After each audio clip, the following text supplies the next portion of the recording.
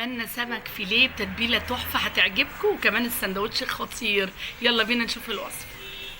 السلام عليكم ورحمه الله وبركاته. ازيكم عاملين ايه؟ يا رب تكونوا بالف خير. صلوا على النبي عليه الصلاه والسلام.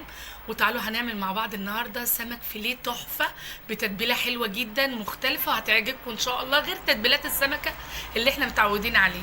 عندي دلوقتي كيلو من السمك الفيليه، اي بقى كميه انت تعجبك. انا هديك الفكره بتاعه التتبيله، بيبقى تحفه تحفه تحفه. حتى الاطفال اللي ما بتحبش السمك هياكلوا اصلا، مش هيحس ان ده سمك اساسا. خلاص، عندي السمك غسلته كويس قوي وعصرت عليه الليمون ونقعته بالشكل ده. عايزه بس اجيبه كده الاول، نسمي الله ونقطعه بقى الحجم اللي احنا عايزينه. انا الحقيقه الحجم ده حلو قوي بالنسبه لي.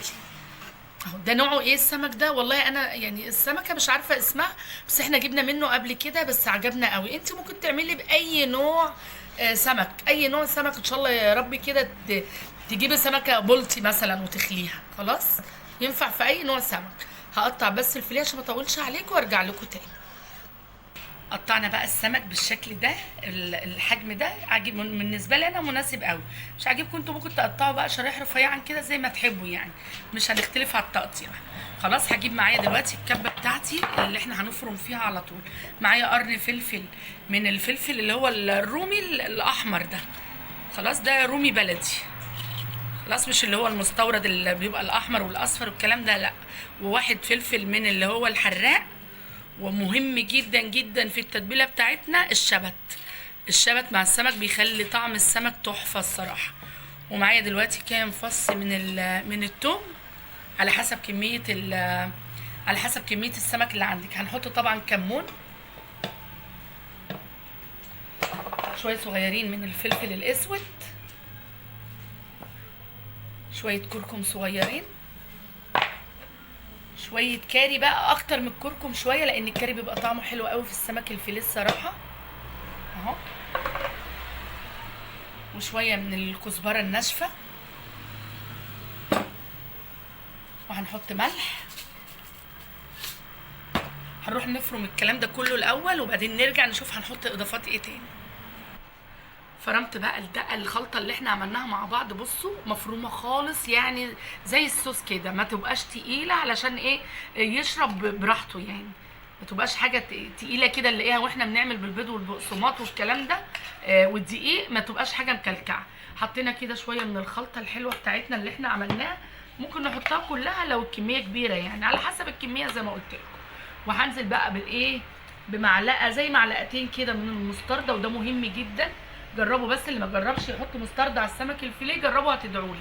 وهعصر عصره كمان ليمونه اهو.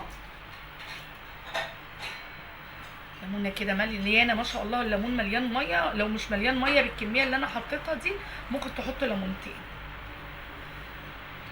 عايزه بس ايه؟ اشيل البذر الاول كده.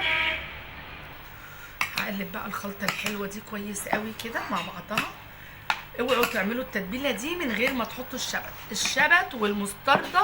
الراعي الرسمي بصراحه في التتبيله التحفه دي هيودي لك الفيليه في حته تانية خالص خالص. وزي ما قلت لكم، اللي ما بيحبش السمك اصلا في الاطفال، في اطفال كتير ما بتاكلش سمك، لا استحاله اصلا يعرفوا ان ده سمك اساسا. هقلب بقى التتبيله دي كويس قوي. هسيبه قد ايه؟ هسيبه على الاقل كده نص ساعه. خلاص، طبعا لو اتساب اكتر يكون احسن. ممكن تعمليه كده وتحطيه، بس ما تسيبوش بره، يعني احنا طبعا الجو حر. هتعمليه تغطيه وتحطيه في التلاجة ساعتين 3 بقى براحتك. خلاص، بس اقل حاجه نص ساعه. خلاص، بعد ما سيبناه بقى تقريبا زي ما قلنا كده تقريبا نص ساعه، هناخد بقى السمك الفيليه بتاعنا كده، هننزل بيه الاول في الدقيق. خلاص اهو كده، نفض بس كويس قوي بالشكل ده اهو. عفرناها كده من يمين ومن الشمال، وبعد كده ننزل في البيض.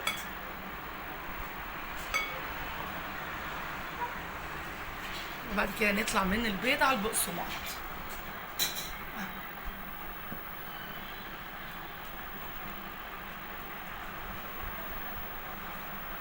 بالشكل ده.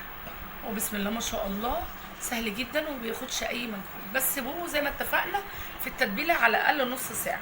خلاص، ورصه كله كده. هنعمل الكميه كلها بالشكل ده كده، زي ما عملنا القطعه دي كده. هنعمل الكميه كلها بالشكل ده ونرجع مع بعض تاني نشوف هنقليه ازاي. بعد بقى ما تبلنا السمك بتاعنا الجميل ده هنقلي بقى. حطينا في الطاسه هنا شويه زيت حلوين كده، بحيث ان احنا ننزل بالسمك بتاعنا يبقى مغطي. شويه زيت حلوين كده، وهنحط بقى السمك بتاعنا في الزيت. بسم الله الرحمن الرحيم. طبعا ممكن تقطعه شرايح رفيعا كده، بيبقى شكله احلى كمان.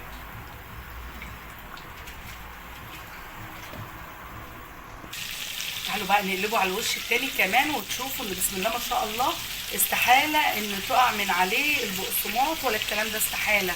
اصل في ناس بتقول لي الصراحه احنا لما نيجي نعمل اي حاجه كده بالبيض والبقسماط التتبيله تقع من عليه. لا خالص، عمرها ما تقع من عليه.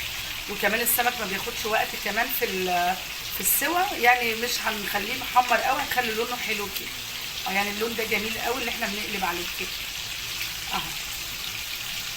بس يا ريت يكون الزيت مغطيه من فوق ومن تحت عشان ما ياخدش معانا وقت، واحنا مش عايزين لونه يبقى مش حلو يعني.